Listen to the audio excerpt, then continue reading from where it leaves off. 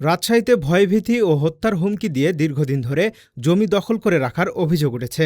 দলিল সূত্রে জমির মালিকদের ওয়ারিশগণ নিজেদের বৈধ জমি ফিরে পাওয়ার দাবিতে মানববন্ধন করে। জমির প্রকৃত মালিকদের ওয়ারিশ ও এলাকাবাসীর ব্যানারে মানববন্ধন অনুষ্ঠিত হয়।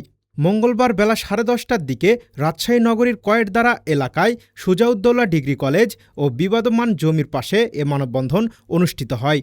এ সময় মানববন্ধনে অংশ নেওয়া নারী পুরুষদের হাতে বিভিন্ন দাবি সম্মিলিত ব্যানার ও প্লাকার্ড প্রদর্শন করতে দেখা যায়।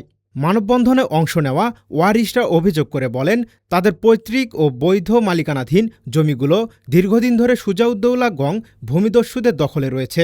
তারা নিজেদের জমি দখল বুঝে নিতে গেলে বিভিন্নভাবে ভয়ভীতি দেখানো হয়, এমনকি গুলি করেও হত্যার হুমকিও দেওয়া হয়েছে বলে অভিযোগ করেন তারা। এরা যেখানে সেখানে মেরে ফেলার হুমকি দিয়েছে।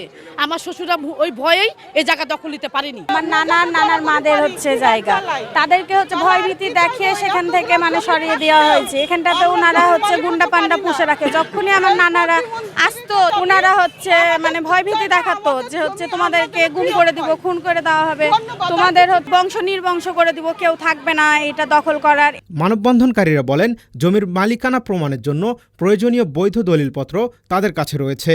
এরপরেও তারা নিজেদের জমি ভোগ দখল করতে পারছে না।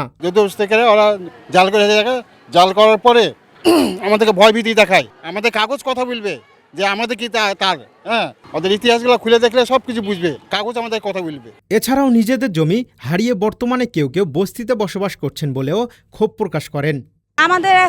আমরা এখন বস্তিতে থাকি, আমরা খুব অসহায়, খুব কষ্ট করে থাকি। আমার নানারা মারা গেছে, তো আমার নানারাও খুব কষ্ট করে মারা গেছে, তারা কখনো ভালো কোনো কিছু পায়নি। তারা আরও বলেন, কোনো পক্ষের সঙ্গে বিরোধ নয়, তারা নিজেদের বৈধ সম্পত্তির অধিকার ফিরে পেতে চান।